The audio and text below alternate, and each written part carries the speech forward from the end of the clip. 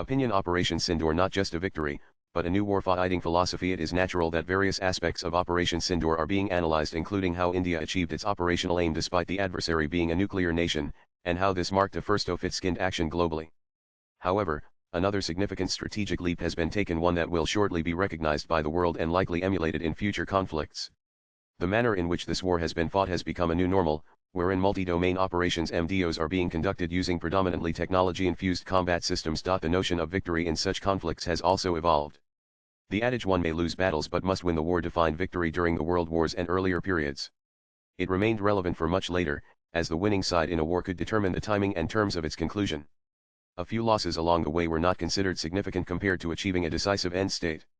Countries, accordingly, shaped their strategies around this idea. While focusing on the end state seemed logical, a large number of countries also began placing emphasis on not losing even an inch of territory, however temporarily, as such losses were perceived as infringements on sovereignty. Military practitioners found this shift challenging, yet had little choice. Thus, not losing ground even temporarily became the new notion of victory, in contrast to making substantial gains by the end of the war. This concept persisted through the end of the 20th century and perhaps continues to exist, albeit to a lesser extent, today. Warfare subsequently shifted into a different domain, where the parties involved no longer had full control over the timing of a war's termination. This was due to external factors such as interventions by international organizations, powerful nations, or other unforeseen circumstances. In such situations, the old concept of losing battles but ultimately winning the war became less relevant, as conflicts could end abruptly even at a point when the side poised to win in the long run happened to be temporarily losing a battle.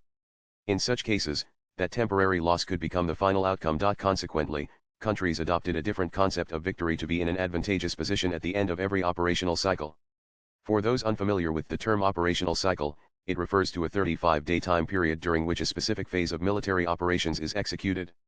Typically, there is a brief pause in activity before the next cycle begins.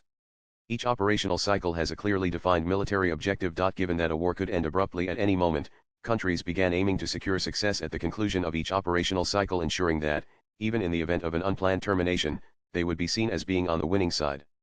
This is the prevailing belief and is actively practiced by many nations today. The new era of conflict, characterized by multi-domain operations (MDOs) and technology-infused weapons and tactics, has now disrupted even the concept of an operational cycle-based approach to victory. This shift came into sharp focus when India struck Pakistan, decimating 9 terror camps, including 4 located in Pakistan's Punjab province, and eliminating over 100 terrorists, including several high-profile operatives and associated infrastructure. India made a categorical statement that it had no intention of escalating the situation further, effectively placing the ball in Pakistan's court after achieving an event-based win. Unfortunately, Pakistan responded by launching nearly 500 drones on the night of 78 May 2025. India not only neutralized all incoming aerial threats but also launched retaliatory strikes, securing yet another event-based win. India again reiterated its position that it would not escalate further. However, Pakistan continued its provocative actions the following night. While India successfully thwarted all of Pakistan's efforts, it also carried out targeted strikes on Pakistan's air defense radars, air defense systems, and airfields spread across the length and breadth of the country on the morning of May 10, 2025, thereby maintaining its event-based win strategy. India emerged on the winning side after every escalation and on each day, culminating in Pakistan's request for a ceasefire on May 10, which India accepted. India, therefore, chose to unveil a new strategy of modern-day warfighting before the world, one that involves defeating the adversary in every event and on every day. The erstwhile concepts of losing battles to win the war or merely staying ahead at the end of each operational cycle were set aside.